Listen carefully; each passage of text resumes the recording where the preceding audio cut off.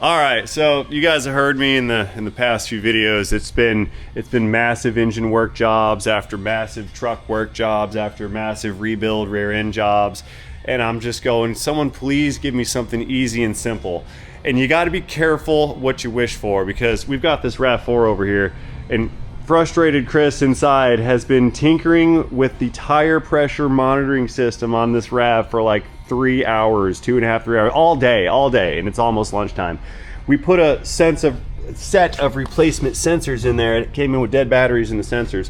We did all 4, and the thing just will not relearn and accept those sensors. Now, we put good ones in. They're the correct frequency. The IDs have been written, but we're just having a real hard time. I had to phone a friend at Toyota to get some advice on what to do. It's got a code, and the definition is sensors not read, I'm paraphrasing, and it pretty much says the purpose of this code is to prevent delivery of a vehicle that has the incorrect sensor IDs. But we know it has the correct IDs.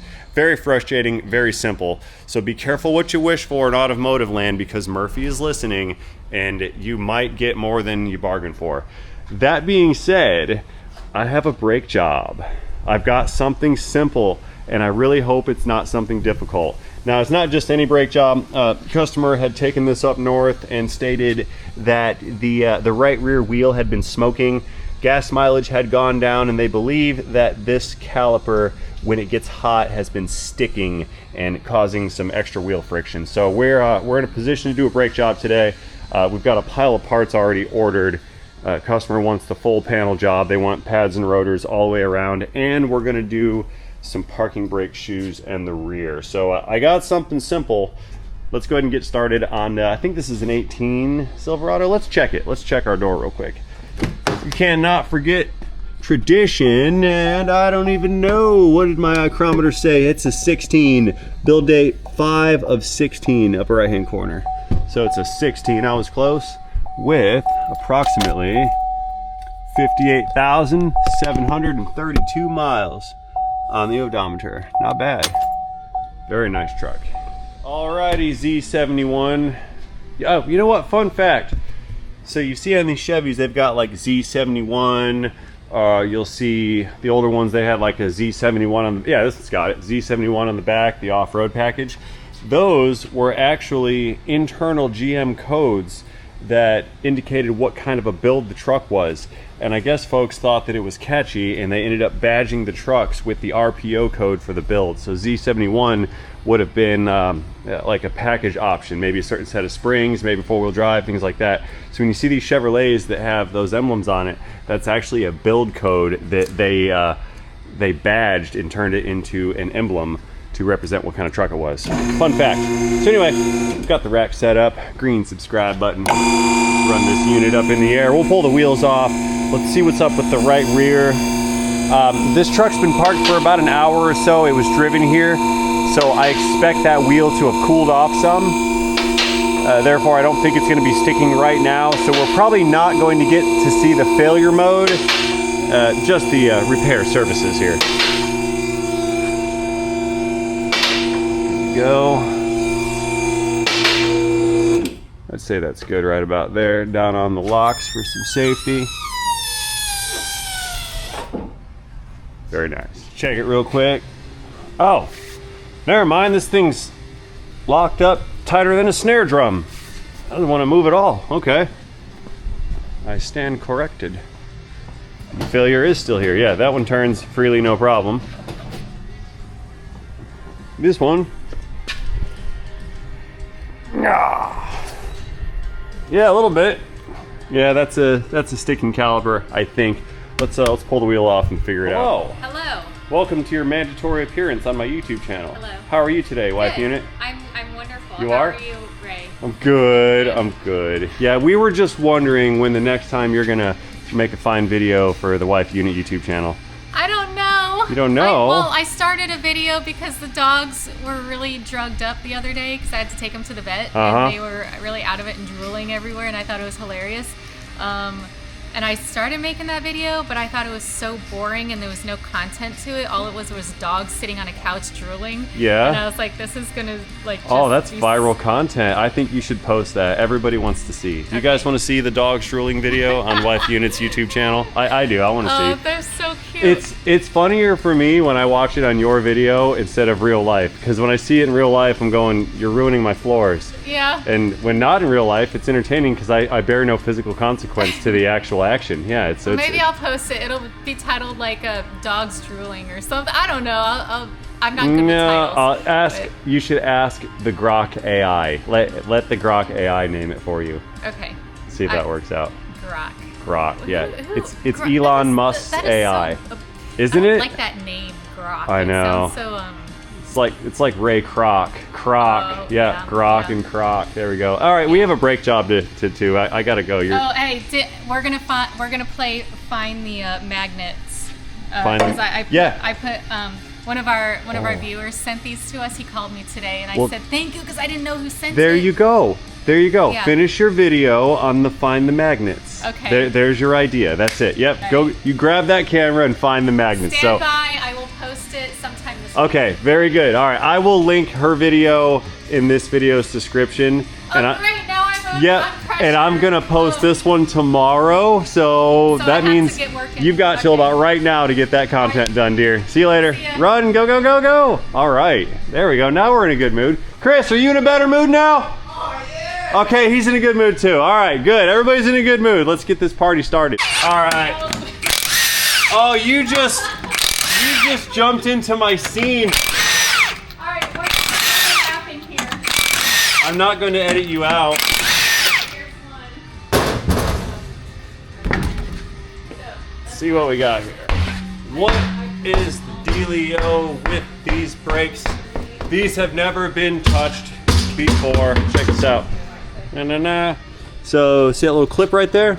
Those retainer clips are installed on the assembly line when they're building these things because the chassis will become flipped over on the machines, and if they seat the brake rotors on the axles without the rest of it, then as they flip it, these will fall off. So they install these little one-time use only clips there to prevent the rotor from coming off of the assembly while it is moving down the assembly line. Fun little story. A lot of retail shops, they're gonna have what we call the fishbowl effect. And the fishbowl is usually this big giant piece of glass where the customer's waiting area tends to be, and that big piece of glass oversees the shop. So you'll have a bunch of customers lined up in the fishbowl and they're staring at you, and you're the fish, right? They're the outsiders looking in. And this one time I was suffering the fishbowl effect, and this fellow was watching me do a brake job, and he saw me grab a hold of his little clips like so, and you break them off. That's how they come off. He saw me take those clips, throw them on the ground, right? Just goodbye clip. Sure, I could have thrown them in the trash can, I could have thrown them on my toolbox, but he noticed that his clips got torn off of the side of his truck, okay?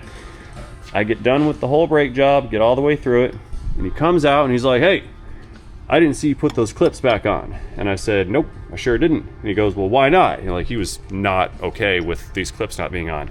And his theory was if it came with it, it has to be there. And I said, no, sir, those don't have to be there. Those are installed for manufacturing only, and then they don't go back on again. Well, I never heard of such things. And he goes and marches up to the manager, and he's blah, blah, blah, and your guy's not putting my car parts back on. And we had to figure out how to find little push clip things to install on that man's rotors, because he was not having us drive away without that little clip thing on there. Only person ever to have done such things, and that guy did it. So after that, I never let people see me remove the clips. Nuh-uh. So anyway, we're kind of hung up here, right? It does not want to turn. Let's make a determination whether or not it's the caliper sticking or if it is the hydraulic hose sticking. And we're gonna do that with that little bleeder valve right there. That's the air bleed valve in the caliper's fluid chamber. See, if we were to have a damaged hose or a collapsed hose or a restricted hose, when you apply pedal pressure, it's gonna probably send that fluid past the restriction in the hose, right? It's gonna send that pressure fluid into the caliper's gonna squeeze. When you let off the pedal, if the hose has a restriction in it, it's gonna hold that pressure, right? So theoretically, if you open up the bleeder valve and there was pressure held in there, it should release and then the wheel should turn. So what we have just determined is that the hydraulic hose has not caused the brake sticking issue. So it probably is the caliper. Let's go ahead and remove it and then see if this thing is going to turn freely. Before we take all that apart though, let's take a look at the pad thickness on this driver's side. We've pretty decent thickness there. Halfway, half worn maybe. So make mental note of that. Let's go check the other side. And we're as half as much as the half. So it's wear time on these ones. So yep, these pads have prematurely worn out. Let's find out why. Sticking caliper or sticking pins. Hello again. Hi. Ha. Hi. Ha. Huh. What is it good for? What's up, babe? Oh, Nothing? Nothing, honey? nothing, honey. Remember that cereal, Nothing, honey? Yes, I I don't know do. if they make that anymore. My tool does not fit. I don't think they make it anymore, the cereal. I do not believe that it's a thing. Even if they did, it wasn't that good of a cereal. So I wouldn't be hurt to find out that it's gone. I'm still, oh. I'm looking in here. I'm looking in here, not over there. I'm all like, yeah, not. I was looking over there and I didn't see anything, and so I peeked my head and up there I was. Oh, I'm still doing it. Yeah. You know, I'm never gonna get through this brake job at all. Like, this is totally not. I'll is stop not even- distracting you. No, I like you. You can stay. You're fine. Yeah, hang out with us. Here, hold this. You can follow Oh. me around. All right, cool. You're now my cameraman. Cam a woman. Man, I was in O'Reilly's the other day, and I went to leave, and I was kind of BSing with everybody, and Marissa was there, and I left, and I was walking out the door, and I was like, "Hey, see you fellas later," and I was like, "Oh, I'm sexist," and didn't realize it because I excluded her on the way out. Yeah. They had a good laugh because I immediately caught myself. So that's good you caught yourself. I caught myself. I didn't mean to. It's just what happened.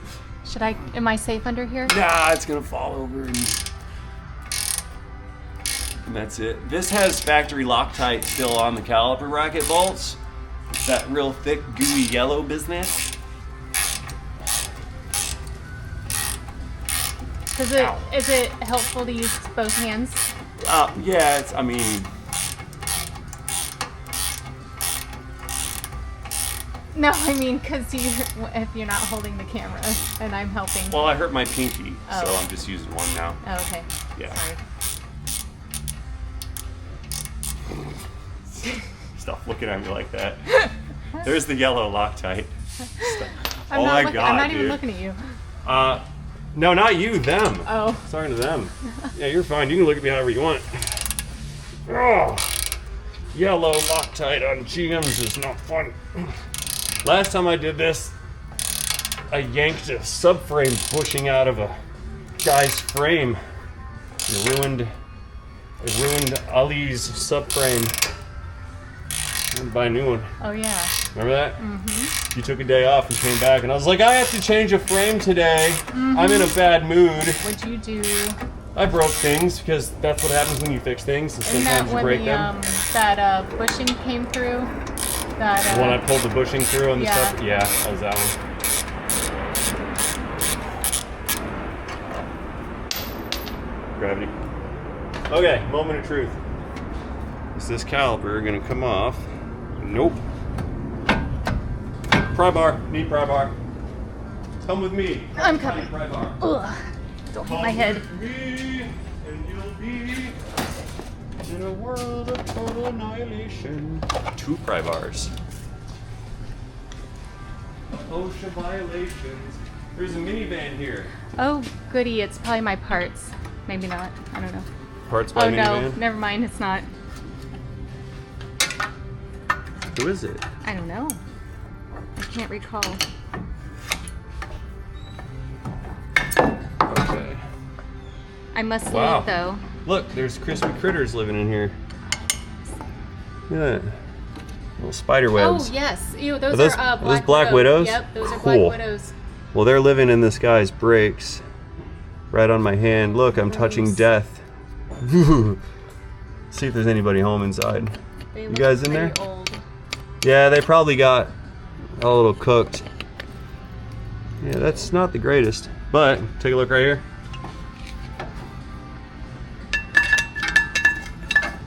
I can't even turn it. What am I doing? The wheel turns now, look. Here. There. It turns freely now. So I now conclude that this caliper is the cause of our brake sticking. Let's see if the slide pins are good. Let me get the stuff off my workbench. Did the slide pins stick? Yeah. Yeah, kinda.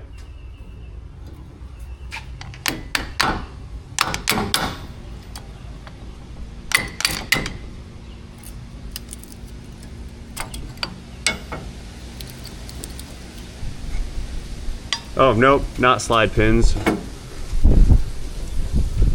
Let's pull the caliper bracket off and check the piston. Come out of there.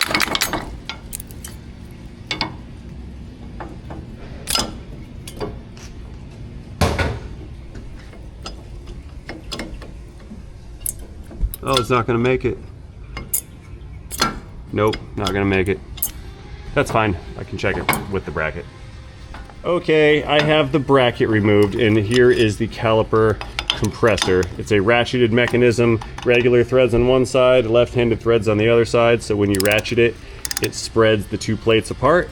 One plate is gonna act against the fingers on the caliper, the other plate is going to act against the piston. Snap. Oh, that's tight. Yeah. Yep, it started to compress. Tight. It might click again and then start to go. Nuh-uh. No. Nope, nope, nope. That's it. That piston is seized in the bore. Don't know why, don't know how, but it's not going back in. So, let's crack the bleeder real quick. See if that's why. Just for fun. I don't see any reason why not. No, not really a bunch of fluid flow. And no, nope. Okay, so we need a caliper here. I'm gonna recommend we do both. I always would, even I do have both sitting right over there. We're looking right at them. But if I did not already pre-purchase parts, sort of knowing what was going on, then I would have recommended both calipers. We're gonna do the pad set to go with. There's uneven wear, and we're doing the rotors. Yep. Probably the rears, or definitely the rears, and maybe the fronts. But today, we're focusing just on the rear. We get enough frontal action around here. Hi-ho!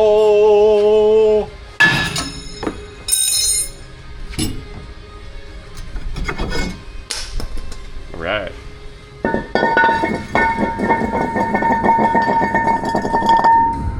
Alrighty, let's go around to the other side and we will strip that one down. I do have piles of brake parts here, but I do not have the rear rotors just yet. So we're just gonna strip down everything, and then when the rear rotors show up, we'll hang them and then do the calipers. Let's pull away our one-time use only, very, very important clips that we don't need. Goodbye. Pluck those guys right off. Ow, ow, it snapped and got me in the flange. So, caliper bracket bolts, same old situation. Long handled wrench, ratchet wrench. There's not really much space in there to get a power tool. If I threw one in that had like a universal, like a wobble socket, sure, and I actually might do that. This one's pretty tough. Yeah, I'm gonna get power tools out. Wobble bit time. Let me see here. See, it's not really giving me the, there we go.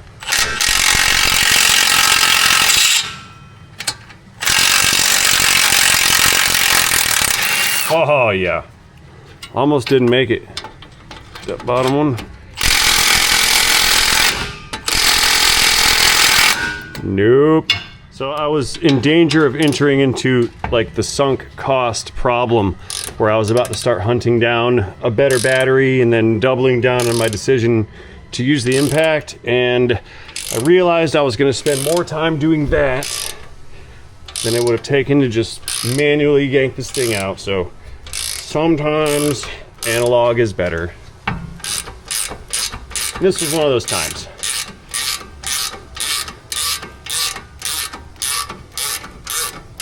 Exhilarating content, watching me wrench my bolts.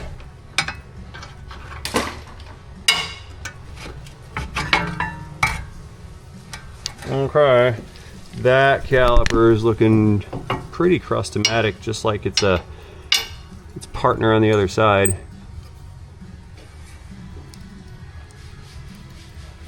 Yeah, that's kind of free. All right. Let's get the bracket removed real quick. That I can and will use the power tool because this is not. It's the wrong size. Come on, It's Ray. Monday 3.0.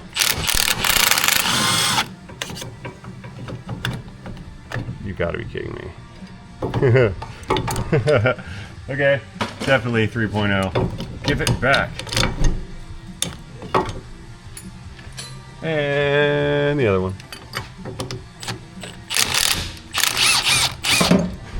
That was easy. Take the bolts, save those for later. Take our bracket, pull that off, get that out of the way. Very good. Let's go up to the fronts here in a moment and disassemble the other axle. I have parts for the fronts, so we can knock that out real quick. Here we go.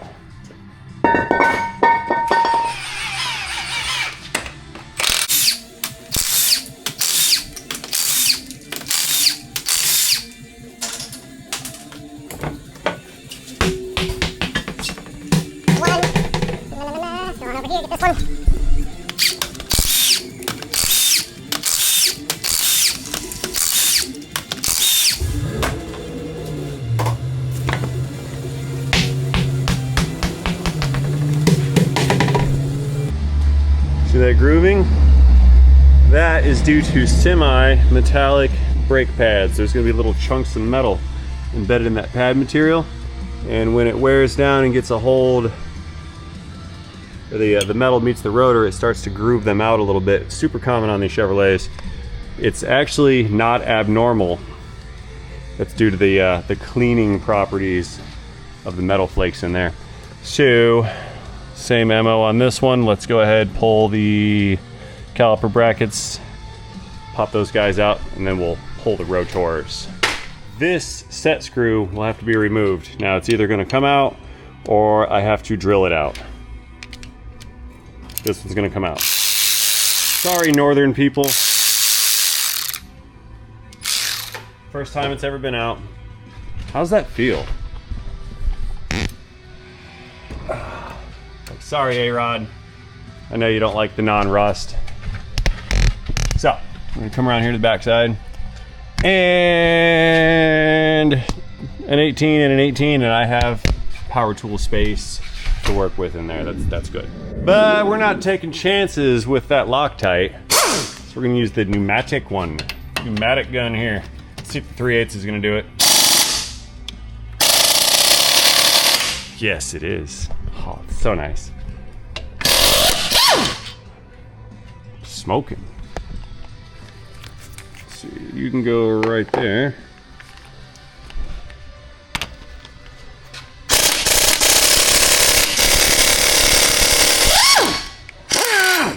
Nice.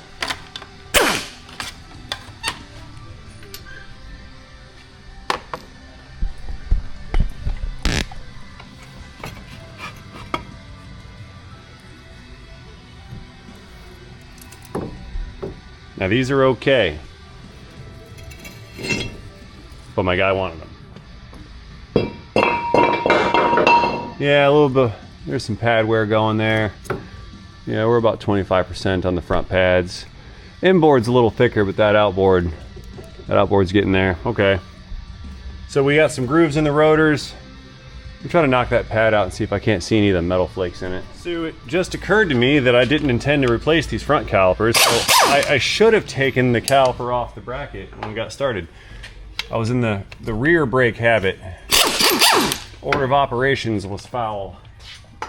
Epic fail. Laura, what you doing? I see you running. Running. Running and eating. Yeah? What you eating? Pretzel. Yummy. Good looking pretzel. Mm-hmm. I like it. Just that. Huh, look at that.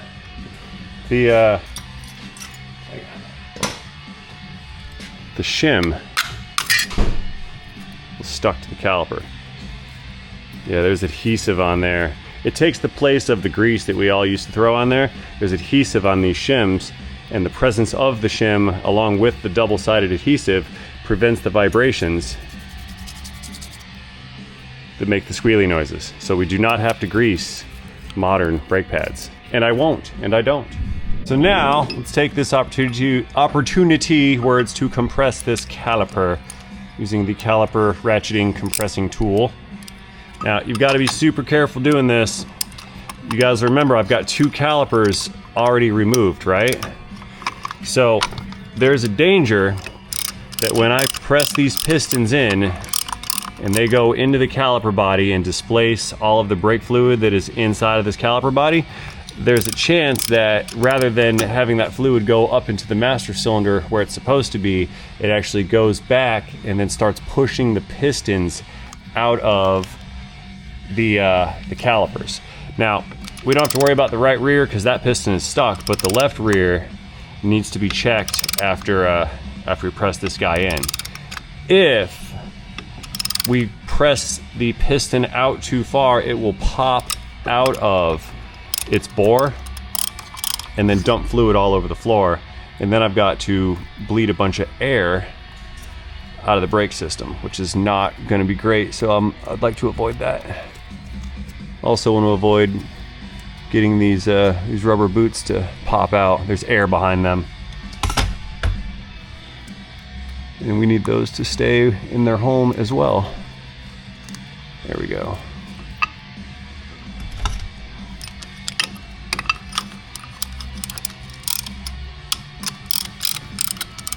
I prefer this tool over the C-clamp method or the channel lock method.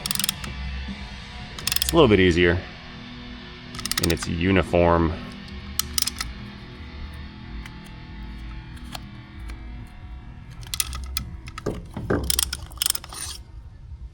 All right, brake rotor time. Now, no surface prep is required right here on that surface. There's 0 rust whatsoever, no debris in the way, so we can just slap our rotor right on top of it and feel really good about ourselves because no additional work is needed. We'll put our set screw back in for good measure. Even though it is not needed, I'm going to use it anyway. Next hole. I was 1 hole off. Because it does help with reassembly.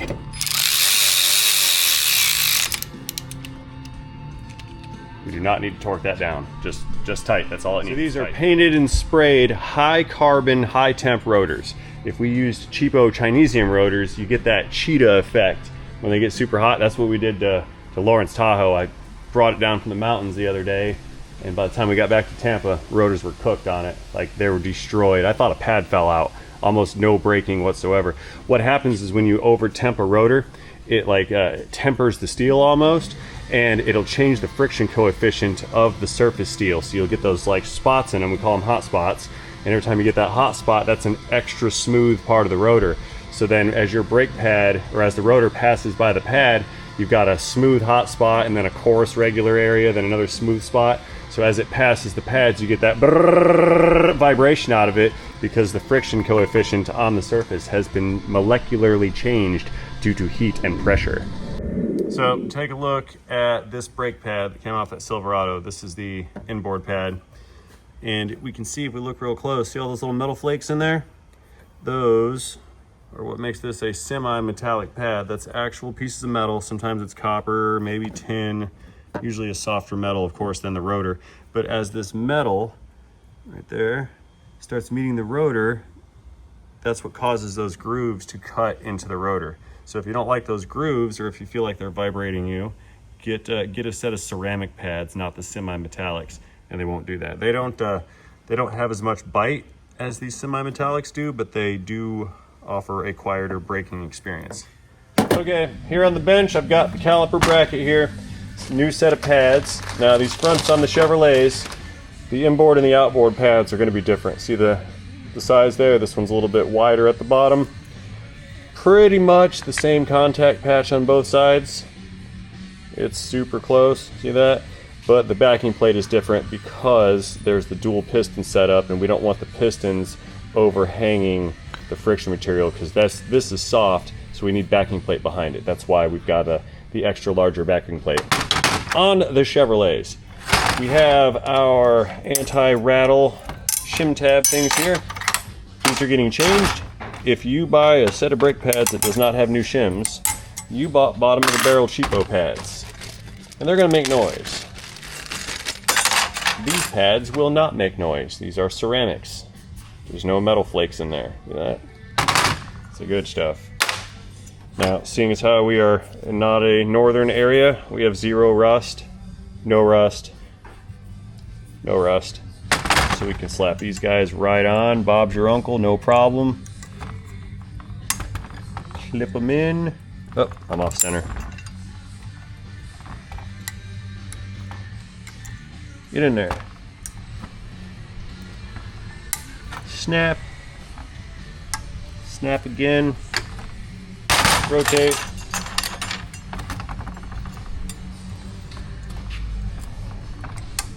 Let's go. Snap in there. Thank you. Good on both sides. So here's our inboard side. Let's go ahead and set the inboard pad in position.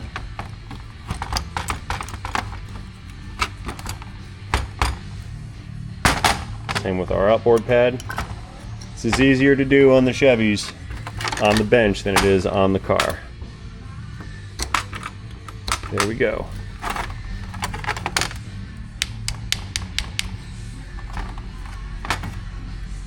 Voila. Last bit of business. Pull the slide pins out, wipe off the old grease, and then re-grease it with new grease. These guys can dry up, and when they dry up, they get stuck in the bore, and when they get stuck,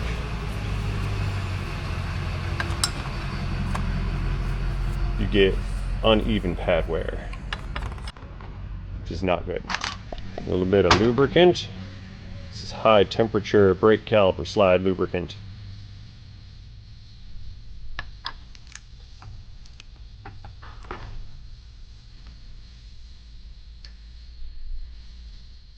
I used to use the purple stuff, but everyone told me that the purple stuff ruins these rubber bushings here. So I quit using it. Just actually, you know, I probably should go back to it. That was a good comment generator. Okay, so now let's truck this guy right on over to our truck. Come back around. Slide it over.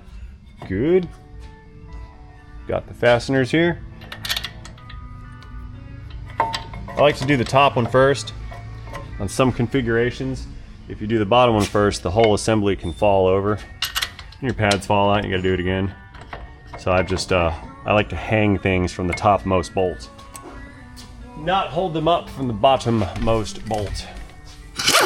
Orders of operations. Now it took all the beans from this impact to take these off, so it's going to take all the beans to put them back on. Click. Click again. Then take our caliper, making sure, see that there? Making sure I do not twist up the hose. That would be bad. Seals look good here, don't need lube, no debris. Slide it right on.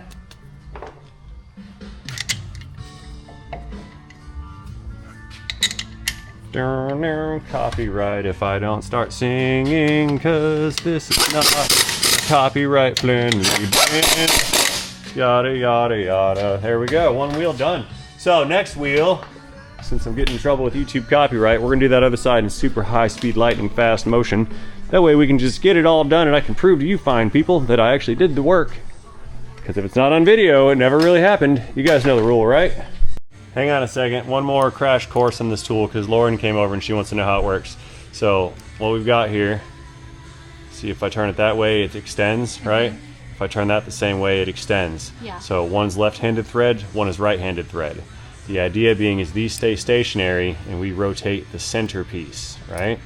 See how that centerpiece moves? Oh yeah. It's got a ratchet mechanism in it, so I can just go back and forth with my lever. And so as we ratchet lever the centerpiece, it acts on the threads and pushes these two plates away from each other. And that's what we use to compress the pistons on the brake caliper right here. Let me change the angle, you can see it a little better. Hang on. Let's watch this. Put that right there. And as I pull that, it's pushing these plates apart, which pushes against this side of the caliper, which is then acting on those two pistons, pushing them back in, right? Oh, yeah. Because a lot of these pistons are ceramic, and you guys will come in there with like some channel locks, like big pliers, and squeeze them. It'll put a side load on the ceramic and then chip it, and then it breaks the piston and all the fluid dumps out, then you have no brakes. So you gotta be gentle with the caliper pistons. Plus, we can't really use steel on them because steel conducts heat really, really well. And what we don't want to do is run all that heat from your friction, just jam that into your calipers, and which then ends up in the fluid. And then if there's moisture in there, it'll boil the fluid out, and then you've got air inside, which is compressible, and then you lose brake pedal. That's why if you got really bad brake fluid and you're driving down a mountain somewhere riding your brakes, you'll lose brake pedal pressure.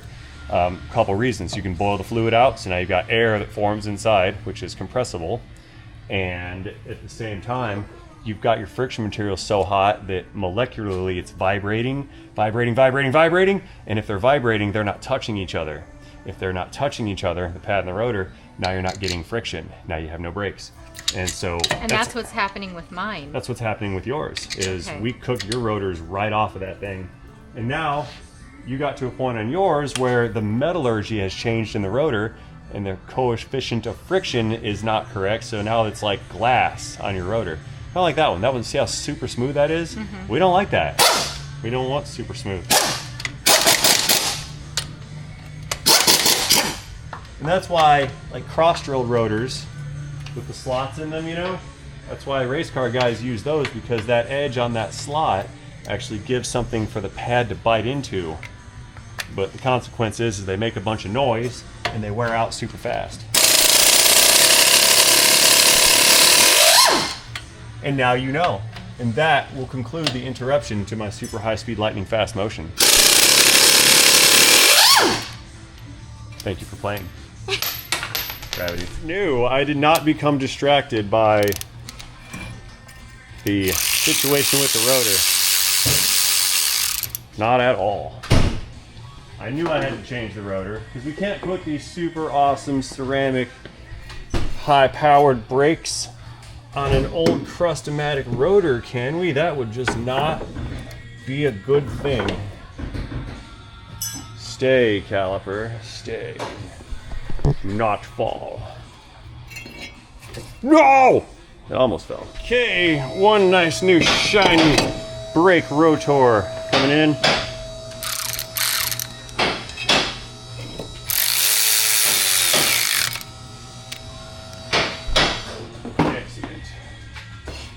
So, come back around over here, grab that caliper assembly, pardon my shoulder in your face.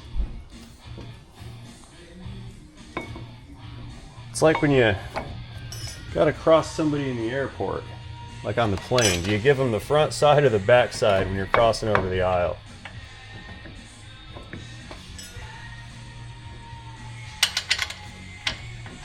I'd have to say I'm a back sider. Not a front sider. Yeah, definitely a backsider. Or I just stay in my seat. Or I drive.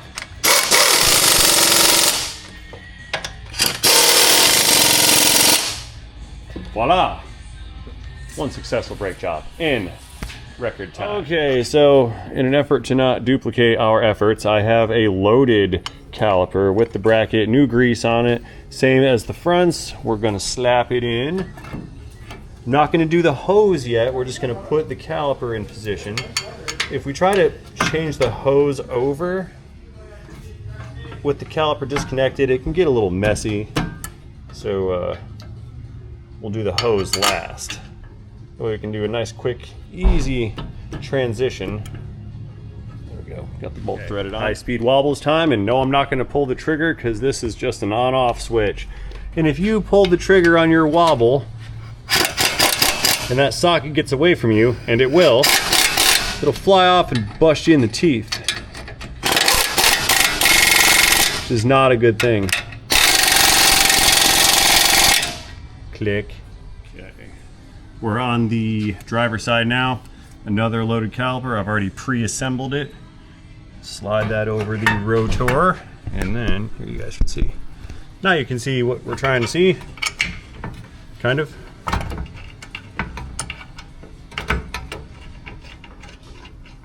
Go.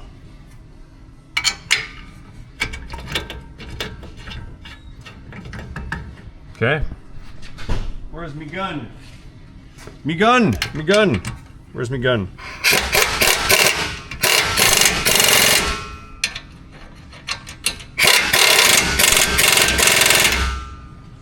Click.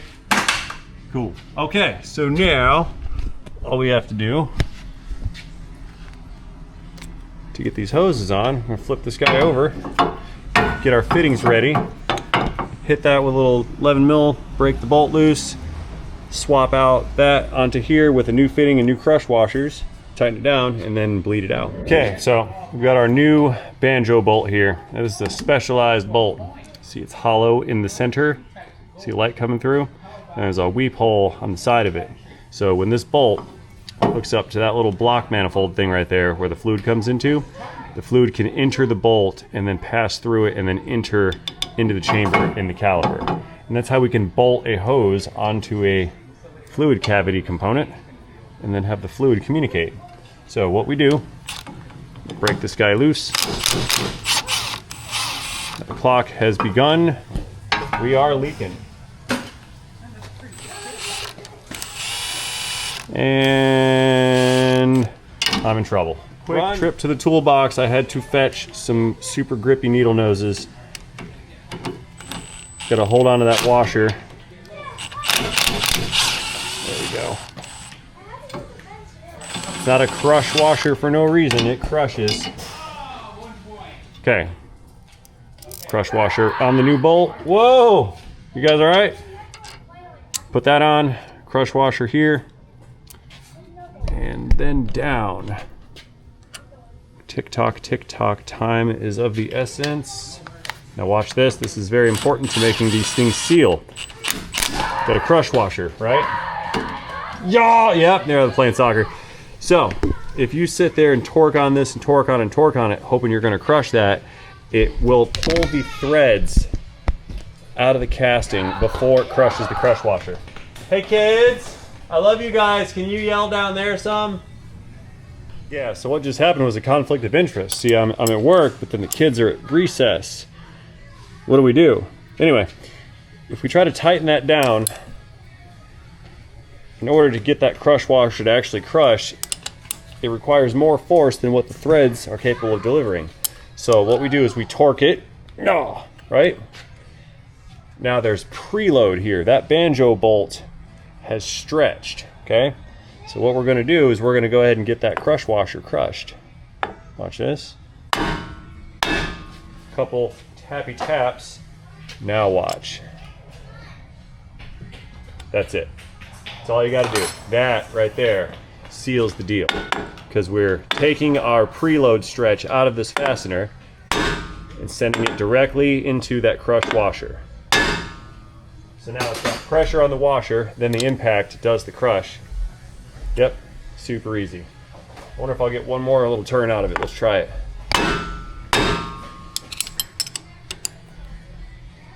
Yep, that's that. That crush washer is now fully crushed. See that one there? The copper's gouged up pretty good. Run! Run, babies! That's why those are one-time use only. You gotta throw them away. The bolt's okay, you can reuse the bolt, but not the copper crush washers.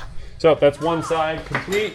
What we'll need to do is open up the bleeder valve in the back and gravity bleed these.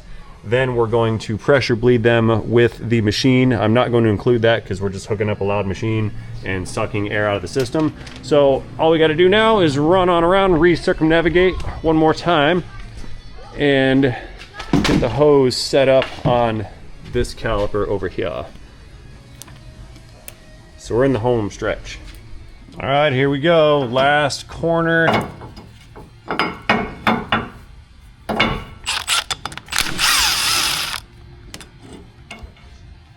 That thing off to the side. We learned from our last one to just get a hold of that little crush washer with pliers. It's not going to take. Nope. There we go. Got a good grip on it.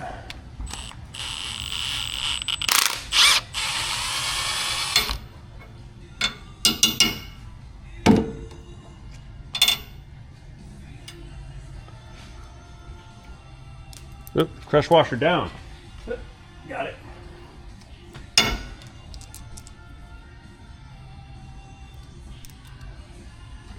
Ta-da, through the hole right here. Thread it by hand first, always. Oh, one thing about calipers too. You might get a remanufactured caliper with torn up threads. It's advisable to check that before you begin. I did not do so. I'm also the type that's pretty comfortable with risk. Calculated risks. So that's tight.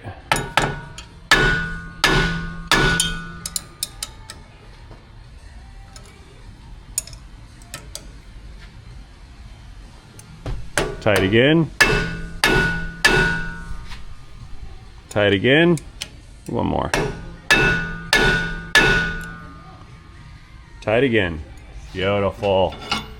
So, one more thing to do, aside from the fluid exchange, right? We absolutely cannot have a brake job video without some brake clean. Gotta clean all this nastiness off. There's fluid everywhere.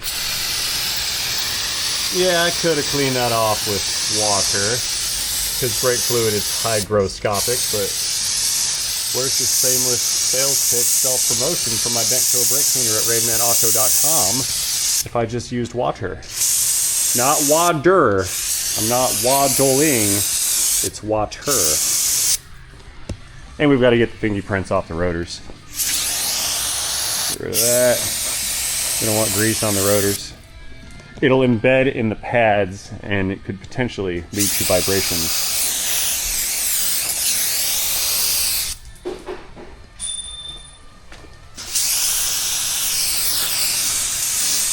And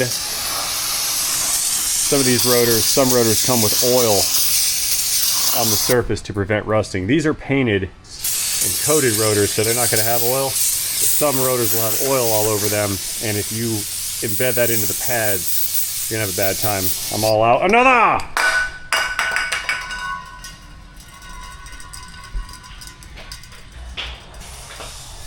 All right, time for full circle inspection. Calipers are bolted on, pads are in, the bracket bolts are in, set screws in, rotors on, good. Out back on this side, new caliper, banjo's tight, rotors, pads, shims, grease.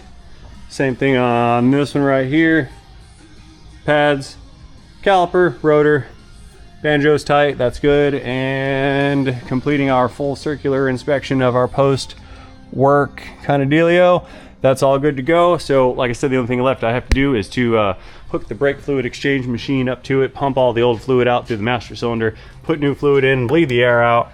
We're going to test drive it, burnish the pads, and then that doesn't go there. And then we're good to go. So that being said, in the interest of time, because my videos have been over an hour long for the past like 10 days or so. I'm gonna go ahead and cut this one short, and we're gonna end it, and that's gonna be that. I'm not going to include the brake fluid exchange on this particular unit, but we have solved the locking up problem. We upgraded these to a high carbon, low noise set of pads with good rotors. I'm happy with this one, good to go. Let me know what you think about this in the comment section down below. I'm closing it out. See you guys later. Thanks for watching. End of video, end of day, end of transmission.